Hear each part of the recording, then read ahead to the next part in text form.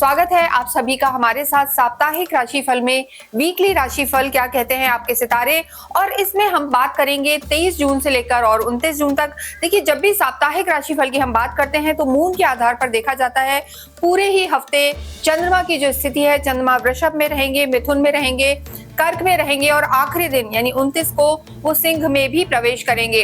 अगर पूरे हफ्ते की बात करें तो बुध भी परिवर्तित हो गए हैं। 23 तारीख से बुध का जो प्रभाव रहेगा कर्क में रहेंगे और शुक्र भी आखिरी दिन मेष से निकलकर और अपनी ही राशि वृषभ में आएंगे। तो कोई भी अपनी ही राशि में काफी कंफर्टेबल होता है, तो लग्जरी बढ़ने वाली है और अट्रैक्शन भी बढ़ने वाला है। तो क्या होगा इस पूरे ही हफ्ते, आइए हम देखते हैं। इस वीडियो में हम बात करेंगे तुला राशि के लिए, लिब्रंस के लिए ये वीक यानी जून का जो आखिरी हफ्ता है कैसा रहने वाला है। यहाँ हम देख रहे हैं 23 जून से लेकर और 29 जून तक ग्रहों की क्या स्थिति है। देखिए, जब भी हम साप्ताहिक राशिफल की बात करते हैं तो चंद्रमा उसमें बहुत मेजर रोल प्ले करता है, क्योंकि मून ही ऐसे प्लैनेट हैं जो बहुत जल्दी जल्दी अपना स्थान परिवर्तन करते हैं, अपनी जगह बदलते हैं। इसका आपके जीवन पर क्या प्रभाव पड़ेगा। देखिए, मून जो है इस पूरे ही हफ्ते सबसे पहले वृषभ में रहेंगे, फिर मिथुन में रहेंगे, फिर कर्क में, और जो आखिरी दिन है यानी 29 जून को जो मून है सिंह में रहेंगे। तो तुला राशि के लिए जो स्थिति रहने वाली है, जब ये हफ्ता स्टार्ट होगा तो जो चंद्रमा की स्थिति है, चंद्रमा त्रिक भाव में रहेंगे यानी अष्टम में रहेंगे। और जब भी चंद्रमा 8th हाउस में होते हैं या 12th हाउस में होते हैं यानी चौथे, 8वें, 12वें में होते हैं तो कमजोर माने जाते हैं, अच्छे नहीं माने जाते। यानी हफ्ते की शुरुआत लिब्रंस के लिए, तुला राशि के लिए बहुत अच्छी हम नहीं कहेंगे। ये चंद्रमा की स्थिति है। और इस हफ्ते में एक और ग्रह हैं जो शुक्र हैं, वो भी अपना स्थान परिवर्तन कर रहे हैं। मेष में चल रहे थे और वो 29 तारीख को, 29 जून को अपनी ही राशि वृषभ में आएंगे, तो काफी कंफर्ट जोन में आ जाएंगे। और आपके लिए जो स्थिति है, हालांकि शुक्र तुला के लिए अगर हम देखें तो पिछले एक महीने से अच्छे चल रहे थे, 29 को इनके लिए शुक्र अष्टम में आ जाएंगे। तो यहाँ पर हफ्ते का जो स्टार्ट है वो बहुत ज्यादा अच्छा नहीं है, और जो आखिर है उसमें भी शुक्र जो है इनके अष्टम में आएंगे। तो चीजें थोड़ी सी शुरू और एंड में इन्हें ध्यान रखने की जरूरत है। इनके चार्ट को हम देखें तो 5th हाउस में राहु है, 6ठे घर में शनि है। पूरे हफ्ते 29 को छोड़ के सप्तम में शुक्र रहेंगे, और इनके भाग्य में गुरु और सूर्य हैं यानी गुरु आदित्य योग बना हुआ है। और बुध अभी पूरे हफ्ते इनके कर्म क्षेत्र में रहेंगे, और इनके लाभ भाव में जो है केतु मंगल का अंगारक योग चल रहा है, जो अभी जिसके कारण हम देख रहे हैं कि बहुत सारी उथल पुथल हो रही है, चीजों में डिस्टर्बेंस आ रहा है। यहाँ सबसे पहले हम बात करेंगे आपके स्वास्थ्य की। देखिए, ये जो वीडियो हम बनाते हैं गोचर के आधार पर बनाते हैं। इसे आप अपनी जन्म राशि और अपनी चंद्र राशि से रिलेट करके देख सकते हैं, यानी लगन के आधार पर और राशि के आधार पर, दोनों पे इसे आप देख सकते हैं। अपने नाम से भी रिलेट करके देख सकते हैं। सबसे पहले अगर हम तुला राशि के स्वास्थ्य की बात करें इस हफ्ते, तो जैसे हमने बताया चंद्रमा शुरू में आपके अष्टम में रहेंगे, तो कहीं ना कहीं जब भी चंद्रमा अष्टम में आते हैं तो थोड़ा सा इम्यूनिटी को वीक कर देते हैं। आपकी जो इम्यून सिस्टम है यानी थोड़ा वीकनेस महसूस कर सकते हैं, और जब इम्यून सिस्टम वीक होता है तो जल्दी से खांसी, जुकाम, बुखार हो जाते हैं। तो चंद्रमा आपको ये चीजें दे सकता है, एलर्जी दे सकता है। इसके साथ साथ आपको थोड़ा अपने खाने पीने का भी ध्यान रखना है। खाने पीने में भी थोड़ी सी आपको जो हम कहेंगे इंडाइजेशन हो सकता है, एलर्जीज हो सकती हैं, इन्फेक्शन के चांसेस रह सकते हैं। अन्यथा यहाँ पर और मेजर कोई दिक्कत नजर नहीं आ रही है। ये गोचर है, और इसके साथ साथ आपको अपनी कुंडली का भी विश्लेषण कराना चाहिए, क्योंकि बहुत कुछ कुंडली पर भी निर्भर करता है कि वहाँ ग्रहों की स्थिति कैसी है। नेक्स्ट यहाँ पर हम देखेंगे आपकी लव लाइफ के लिए। देखिए, 5th हाउस जो होता है काल पुरुष की कुंडली से, वहां से आपकी लव लाइफ को देखा जाता है। अभी यहाँ पर राहु विराजमान है, और देखिए जो आपके लॉर्ड है यानी 5th हाउस के जो लॉर्ड है शनि, वो आपके 6th हाउस में चल रहे हैं। तो लव लाइफ में थोड़ा सा कंफ्यूजन इस हफ्ते क्रिएट हो सकता है।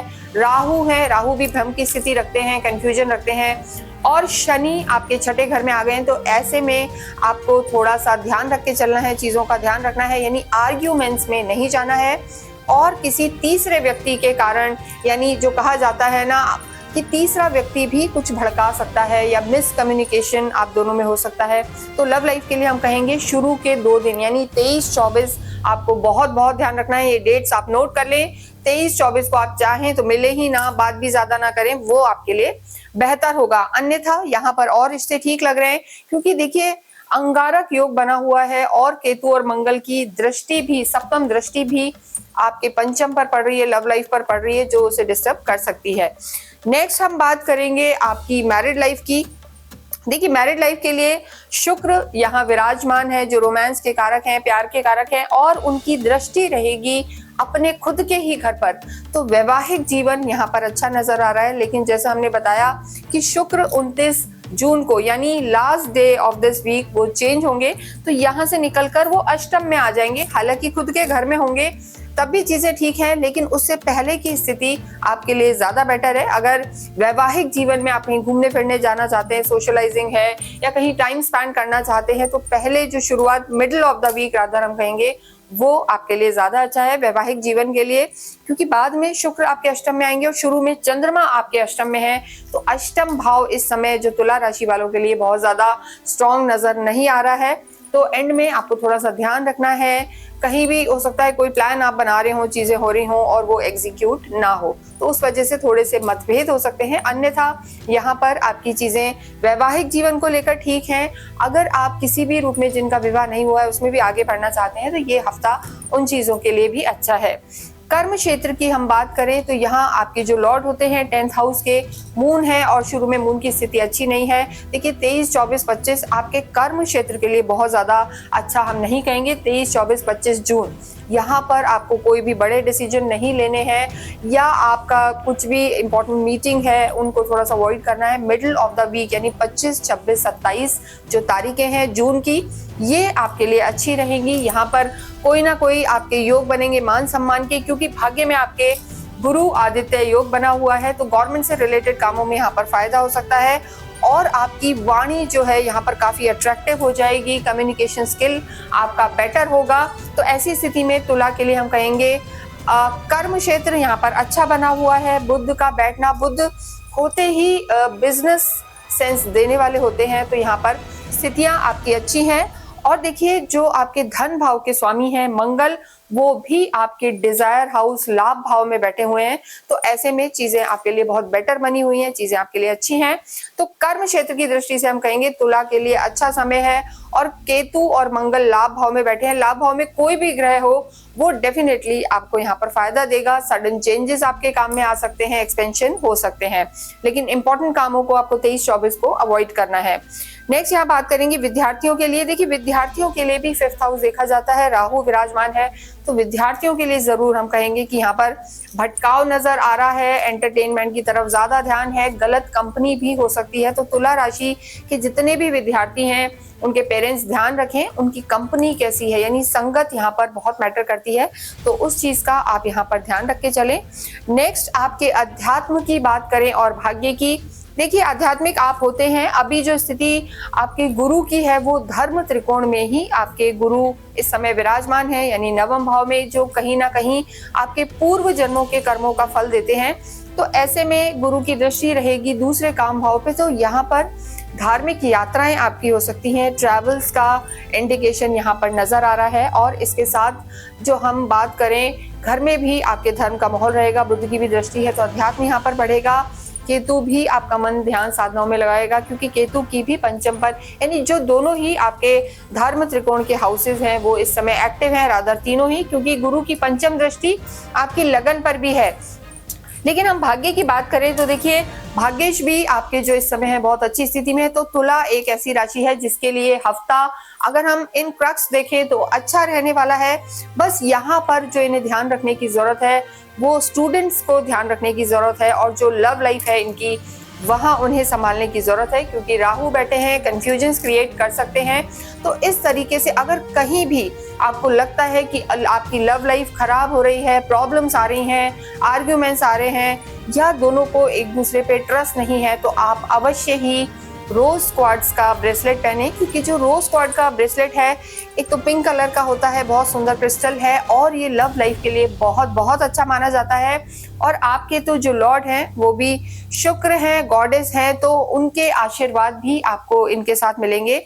तो लव लाइफ को बेटर करने के लिए, एक अट्रैक्शन, एक बॉन्डिंग आपकी बनी रहे तो आप अवश्य ही रोज क्वार्ट्ज का ब्रेसलेट धारण करें। आप चाहें तो दोनों भी कर सकते हैं, इससे आपकी जो लव लाइफ है वो बहुत बहुत बेटर होगी। इसे आप चाहें तो हमारी साइट से भी ले सकते हैं, यहाँ पर नंबर्स दिए हुए हैं और आप उन पर फ़ोन करके अपने रोज क्वार्ट्ज ब्रेसलेट को ले सकते हैं। हमारी साइट से ही क्यों, क्योंकि वहाँ इसे हम पूरी तरीके से एनर्जाइज करके देते हैं, अभिमंत्रित करके देते हैं और पूरी तरीके से ऑथेंटिक वो होता है। तो तुला के लिए हम ज़रूर कहेंगे कि रोज क्वार्ट्ज ब्रेसलेट वो पहने। इसके बाद हम नेक्स्ट यहाँ पर बात करेंगे कि आपको देवी की आराधना अवश्य करनी चाहिए। जितना आप शिव पार्वती शिव परिवार की आराधना करेंगे, कुंजी का स्रोत का पाठ करेंगे पूरे ही हफ्ते, तो आपके लिए काफ़ी लाभकारी होगा। शुक्रवार के दिन और बुधवार के दिन अवश्य आप छोटे छोटे बच्चों को कुछ भी मिष्ठान दे सकते हैं, फ्रूट दे सकते हैं, कोई भी चॉकलेट्स बांट सकते हैं, इससे आपके भाग्य में भी वृद्धि होगी। इसके अतिरिक्त अगर आपकी कोई क्वेरी है तो आप हमसे संपर्क कर सकते हैं। इसके साथ साथ हम इस वीडियो को समाप्त करते हैं। थैंक यू, और अवश्य कमेंट बॉक्स में आप लिखें ओम शुभ शुक्राय नमः। Thank you.